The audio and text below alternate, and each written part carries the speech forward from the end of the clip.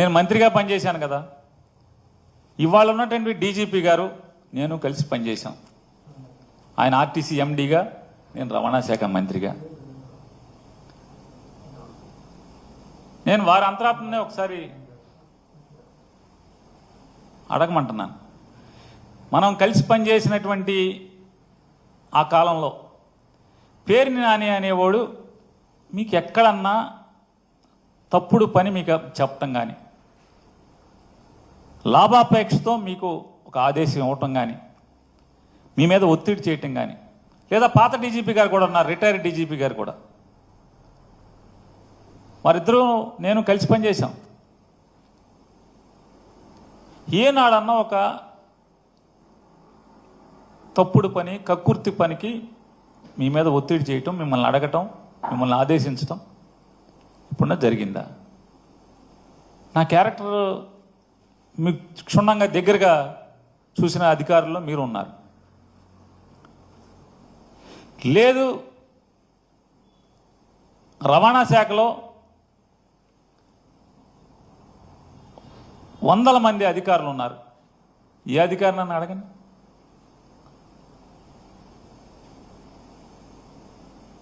ఇవాళ నా గురించి చెడుగా మాట్లాడుతున్నటువంటి ఒక మంత్రి గారు, ఆయన తల్లకిందులు తపస్సు చేసి చేయని ప్రయత్నం లేదు.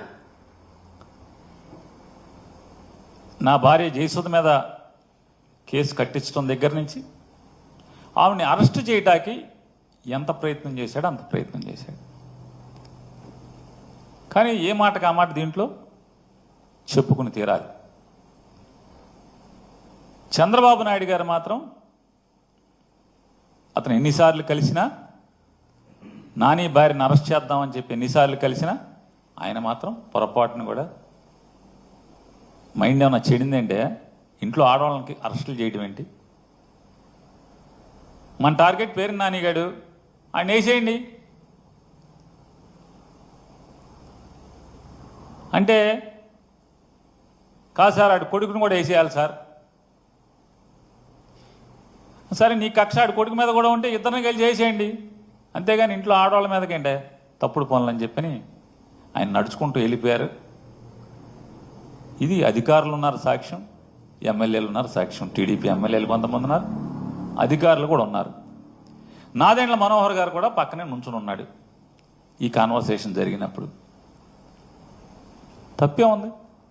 రాజకీయ వైరం మాకు చంద్రబాబు నాయుడు గారికి ఉంది, కానీ ఆయన హుందాగా ప్రవర్తించినప్పుడు చెప్తాం తప్పే ఉంది. ఇవాళ రాజకీయ కక్ష లేదని మాట్లాడతారు. రాజకీయ కక్ష లేకపోతే సరాసరి మేనేజర్ మీద, నా మీద ఇప్పుడు జరిగే ప్రయత్నం అదే కదా. రేపో ఎల్లుండో, ఎందుకంటే 2వ తారీఖు స్క్వాష్ ఏదో వేసినట్టున్నారు మేనేజర్ ఇంట్లో వాళ్ళందరూ. 2వ తారీఖు ఏదో వాయిదా పడినట్టు ఉంది.